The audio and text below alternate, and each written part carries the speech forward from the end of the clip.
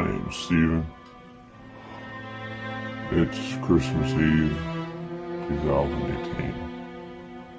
This is my story.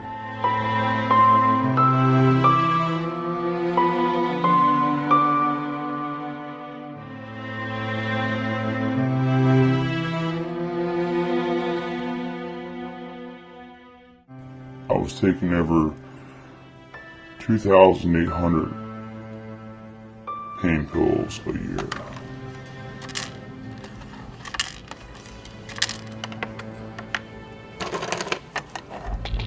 In Carroll County, the epidemic has hit it just as hard as any other jurisdiction in the state or the country for that matter. And virtually everything that I deal with on a daily basis when it comes to crime is directly correlated with the opioid and prescription medication crisis that we're having. And so what we're seeing is the challenges of identifying those that are addicted to heroin or an opioid and those that are distributing it. So we want to go after the individuals that are distributing and help the individuals.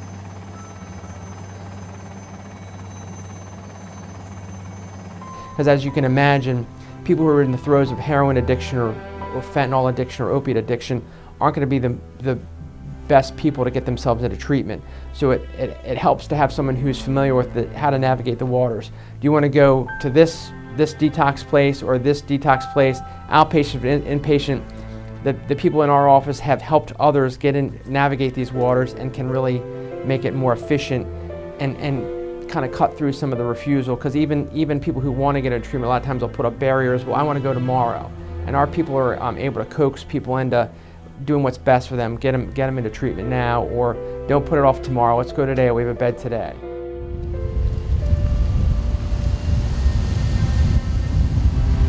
When you look at our overdose statistics, one of the scariest things is that the vast majority of our overdose deaths from drugs comes from fentanyl and situations related to fentanyl. Find myself at 1 o'clock in the morning before I had to go to work the next morning at 7 a.m. snorting 80 milligram Oxycontins. We're faced with an ongoing sort of reality of this monster before us that is very powerful and very hard to defeat.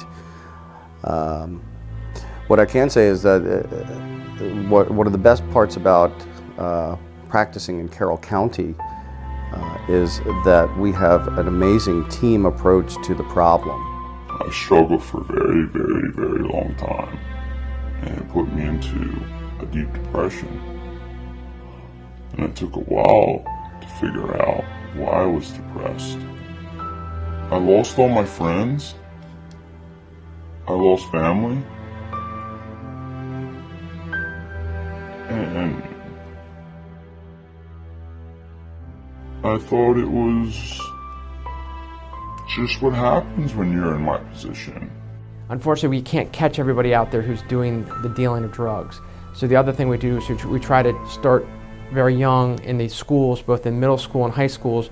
We have prevention programs in the schools to try to help kids not start drugs. Heroin, fentanyl, oxycodone, oxycontin, hydrocodone, Darvocet, doesn't matter. It's all the same thing. We're seeing people that at unusual rates, that when they simply don't know what's in the substance that they're taking. It may look like heroin to them. It may look like a prescription medication that is manufactured or altered, but it may have just a small amount of fentanyl in it, and that substance is going to kill you. It's absolutely going to kill you. And I always say, take a little sugar packet when you go to a restaurant and dump just a few granules out, and that amount of fentanyl will kill you if you ingest it. I'm not going to lie. You probably will relapse. It's not easy. But if you don't try,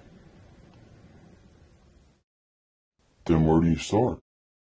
And I pray for everybody who has been in my position, who is in my position, or who might be in my position, God forbid. I hope my story at least helps one person to become a better person.